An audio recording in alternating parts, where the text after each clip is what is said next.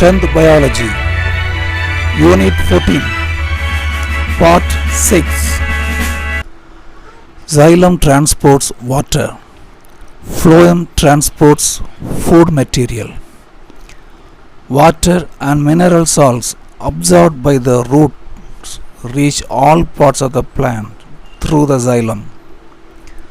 The food synthesized by the leaves are translocated to all parts of the plant through the phloem. Phloem transports food material from leaves to other areas. Leaves produce food material during photosynthesis. From the leaves, the food materials are transported through the phloem to the area of requirement. The phloem also transports food from the leaves to the storage area. Storage area may be potato, tuber, or fruits. This is a leaf cell containing many chloroplasts. These chloroplasts produce food material in the form of starch. The food material is transported from leaf cell to the phloem. This is companion cell. Companion cell is a part of phloem tissue.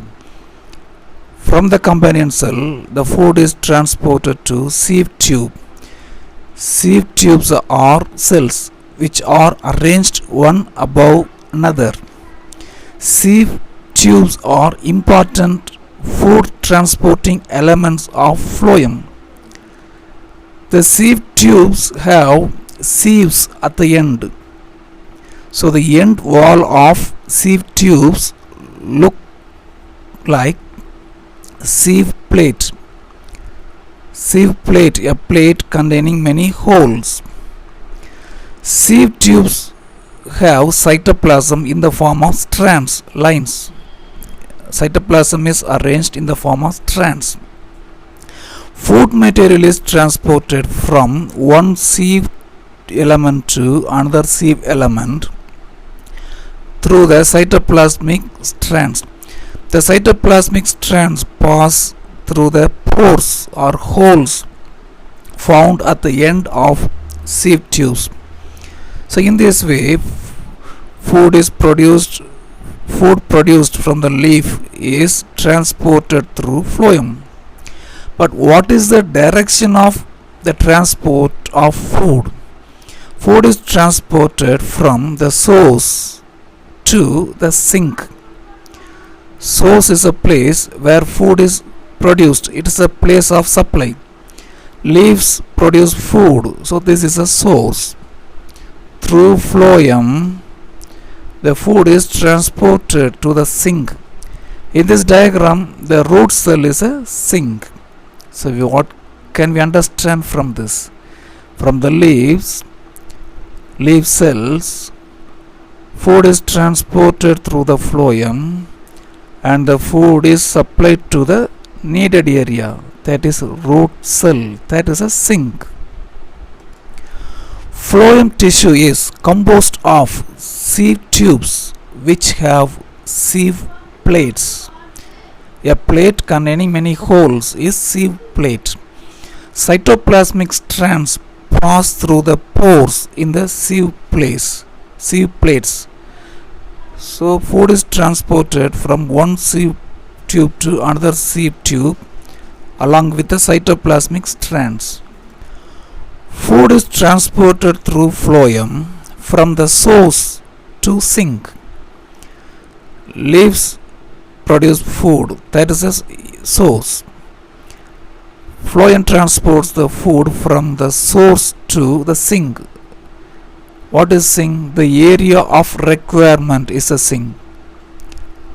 Or the storage area is also a sink.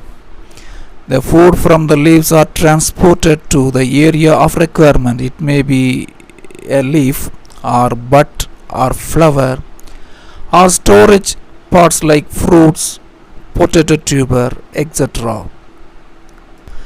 Xylem transports water. The direction of transport is unidirection. The transport of water through xylem is unidirectional, that is, towards the upper part water is transported. But phloem transports food in different direction. From the leaves to the roots, food is transported. Here the direction is downward direction. A bud may be placed higher than that of the leaf. From the leaf, the food is transported to the bud. Here the movement is upward direction. From the leaf, the food is transported to the flowers. A flower may be lower than the position of leaf or higher than the position of leaf. From the leaves, through phloem, food is also transported to fruits. We have already learned that from the source, the food is transported to the sink. Leaf is a source. From the leaf, food is transported. In germinating seeds, a seed germinates, a new plant emerges out. Here the source is seed. From the seed, the food is transported to the newly emerging leaves. In this case, the direction of movement is upward. Leaf is a source. If leaf is a source, the direction of transport of food is downward direction, generally. If seed is a source, the direction of transportation is upward.